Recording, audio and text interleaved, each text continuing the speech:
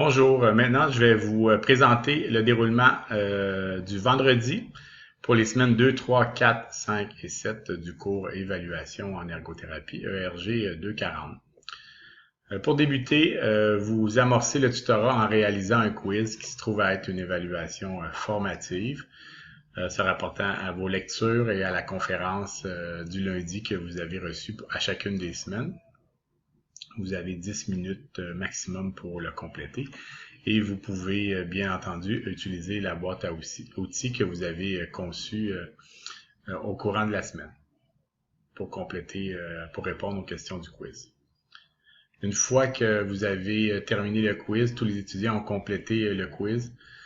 Le tuteur et tout le groupe, vous revenez sur les questions et les réponses afin de vous assurer que vous êtes tous sur la même longueur d'onde.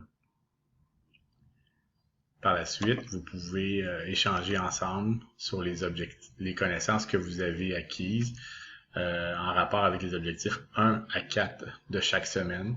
Les objectifs 1 à 4 concernent les particularités de la clientèle, les particularités de l'évaluation l'évaluation en ergothérapie auprès de cette clientèle et concernent aussi des méthodes d'évaluation utilisables, pertinentes à utiliser auprès de la clientèle de la semaine.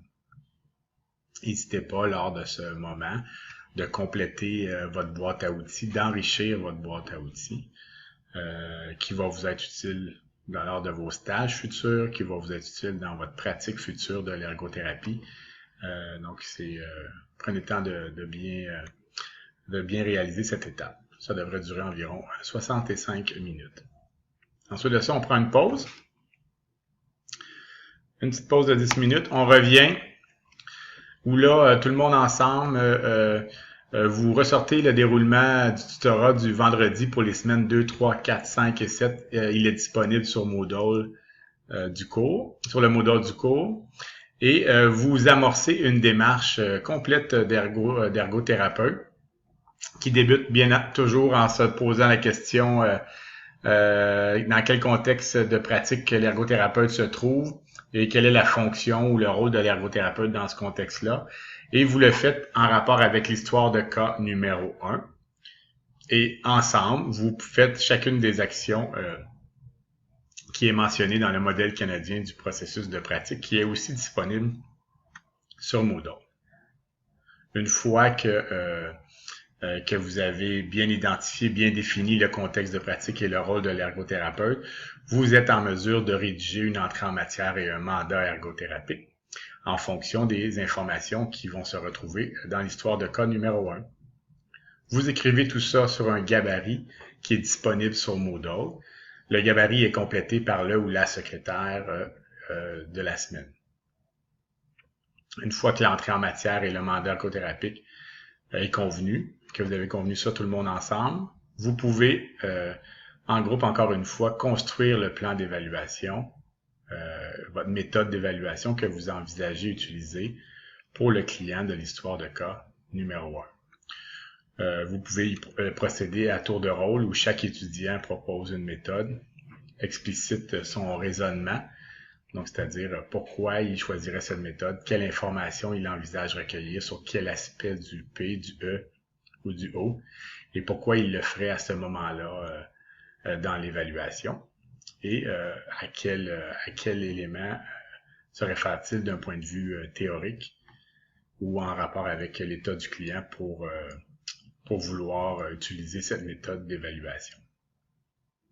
Une fois que vous avez convenu d'un plan qui vous satisfait, je vous invite à contre-vérifier votre plan pour vous assurer qu'il va vous permettre effectivement de recueillir l'information pertinente et valide, vous permettant de répondre avec justesse et précision au mandat ergothérapique que vous vous êtes fixé.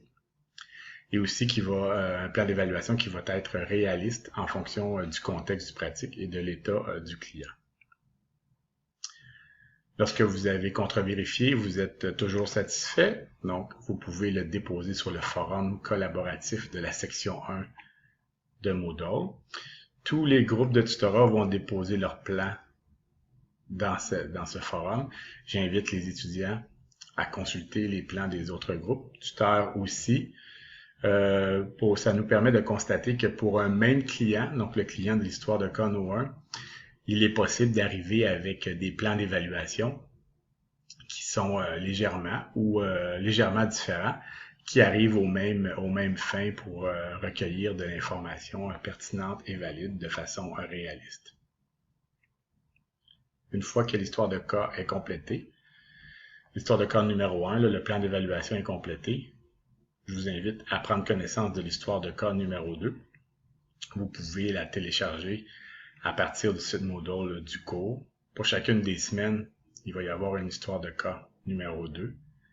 Pour cette histoire-là, maintenant, le travail ne sera pas fait en groupe, mais plutôt en individuel, où chaque étudiant devra lui-même formuler une entrée en matière et rédiger un plan d'évaluation qui concerne l'histoire de cas numéro 2. Et il va pouvoir réaliser cette activité-là durant le week-end et le déposer le lundi matin avant de démarrer l'autre semaine qui suit. Pour faire ces étapes, vous avez environ 70 minutes. On prend une autre petite pause de 10 minutes. Pour terminer avec la conclusion de la semaine, une étape à ne pas négliger. Elle permet de porter les derniers éclairages sur la semaine, de pouvoir poser nos dernières questions, d'avoir une idée assez juste du processus évaluatif auprès de la clientèle, des particularités de la clientèle et du processus d'évaluation auprès d'elle, ainsi que de certains outils de mesure qui sont pertinents là, à connaître avant de se lancer dans l'évaluation de la clientèle de la semaine. Pour ce faire, chaque étudiant va écrire une question sur un bout de papier qui va être disponible là, à chaque semaine. Vous le mettez dans le centre de la table. Chacun à tour de rôle pige une question, la lit. Et en groupe, vous essayez d'y répondre. Vous essayez de plus qu'essayer. Donc, vous vous référez aux lectures, à la conférence de la semaine, à vos expériences respectives pour porter un regard le plus juste et rigoureux possible sur la question qui a été posée. Une fois cette étape terminée, vous êtes fortement invité à évaluer le climat et le fonctionnement de votre groupe et à apporter les ajustements nécessaires pour vous assurer que votre groupe avance bien là, d'une semaine à l'autre et qu'il réalise les activités efficacement et aux attentes de tous. Selon les attentes de tous. Ensuite de ça, pour terminer, l'intendant va pouvoir vous poser ces questions pour pouvoir compléter son rapport. Et tout le monde ensemble, en même temps, je vous invite à le faire à chaque semaine, à compléter l'évaluation du cours via la plateforme électronique qui est maintenant disponible depuis cette année. Donc, n'oubliez pas votre portable à chacune des semaines pour pouvoir le faire. Et le portable va être pratique ici, va aussi être pratique lors de l'étape de développement du plan d'évaluation. On peut faire des recherches sur les contextes de pratique, faire des recherches sur le rôle de l'ergothérapeute dans ces contextes.